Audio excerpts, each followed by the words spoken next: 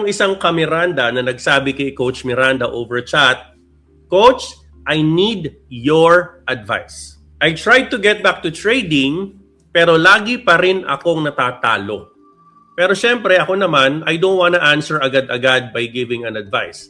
Ako, I will answer the question with a question.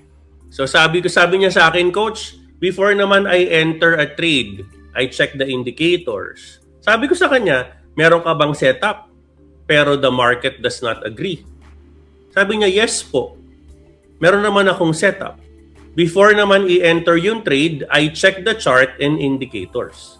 Kaso tingin ko, yung thinking ko, nababalik na naman siya pag loss ako nang malaki ako nadadali.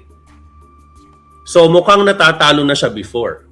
Meron na siyang bias na matatalo siya. At pag naiisip niya yon, kaso tingin ko yung thinking ko nababalik naman siya pag loss ako nang malaki ako nadadali. Pero pag TP naman, okay lang TP maliit, baligtad. Tanong ko ulit, may community ka ba na nababanggaan mo ng ideas? Sabi niya, meron naman din coach, pero sumisilip-silip na lang din ako. Nawalan ako ng gana sa sunod-sunod na losses. O type 1 ko nakaka-relate.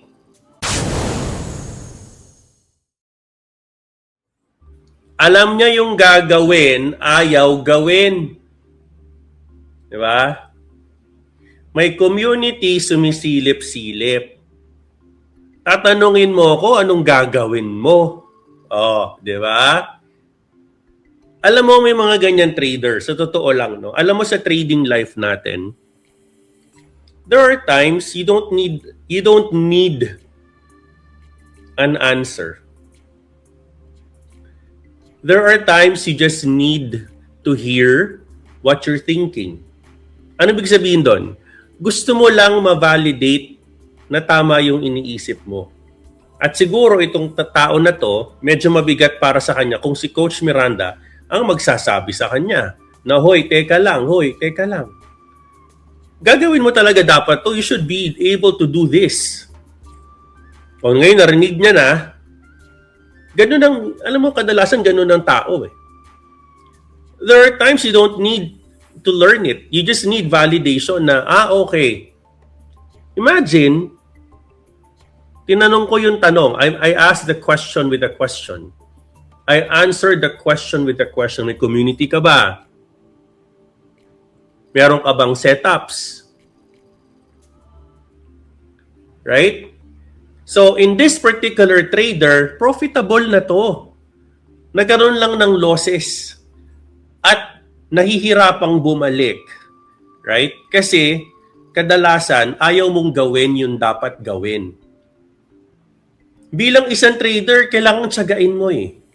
Bilang isang trader, dapat magpainit ka eh. You become part of a community again eh. Pilitin mo yung sarili mo eh. Right? Kasi unang-una, yun yung nakatulong sa'yo.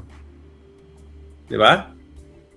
Meron ka namang charts. Ako, kayo, sinasamahan. Kumbaga, yung pag-chart ko sa inyo, akala nyo, trabaho para sa akin. Hindi.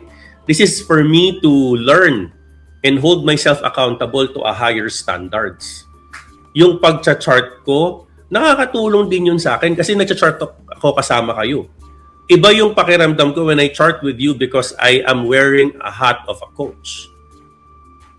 And at the same time, when I talk to the mentors, I also learn from them. So, ang masasabi ko dito, Miranda,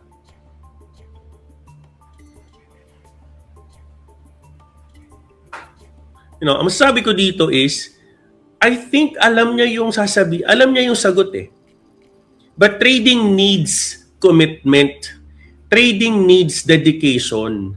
Trading needs discipline. Trading needs time. Trading needs commitment. Trading needs dedication. Trading needs time. Hindi pwedeng pasilip-silip ka lang.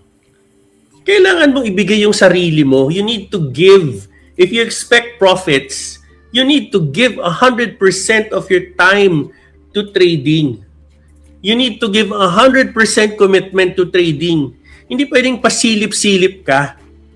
Hindi pwedeng, alam ko na yung gagawin ko, coach, pero andyan naman yun. So, you are your greatest devil eh. How do you fight that? You cannot. For example, so alam nyo ba may mga support group na, mga na-addict before, nalulong sa sugal, di ba? How come they cannot change themselves? Because they are their worst enemy. But if you are part of a community that will tell you, uy, nangyari yan sa akin. Ito yung ginawa ko. Di ba? There's gonna be a time that you're going to ask your coach or mentor, Coach, ba't di ako magaling? Wala ka sa court eh. Bakit hindi ako makashoot? Wala ka sa court. Wala kang kalaro. Hindi mo kasama yung coach mo. Nasa labas ka ng court. Paano ka makakashoot? Coach, inconsistent ako eh. I cannot, I cannot become consistent in shooting eh. Eh hello, paano ka makakapag-shoot? Wala kang ang practice. Wala kang backtesting. 'Di ba? Wala kayong alam mo yung talk within the circle.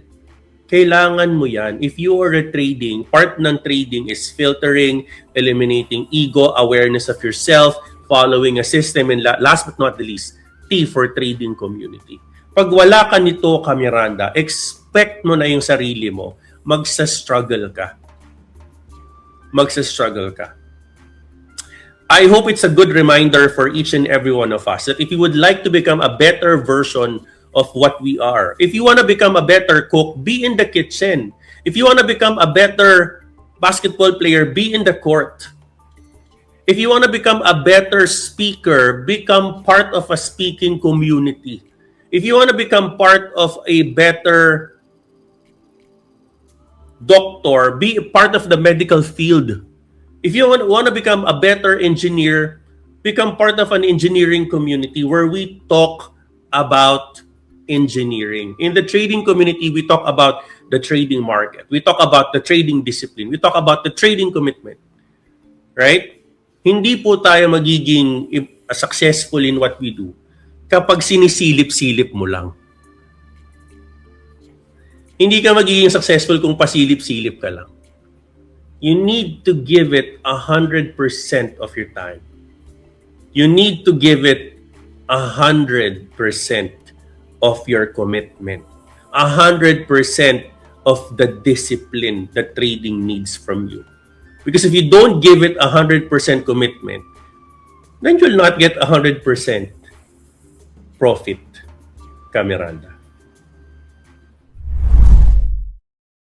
Subscribe, like, follow, and share. Sige na please, Camera.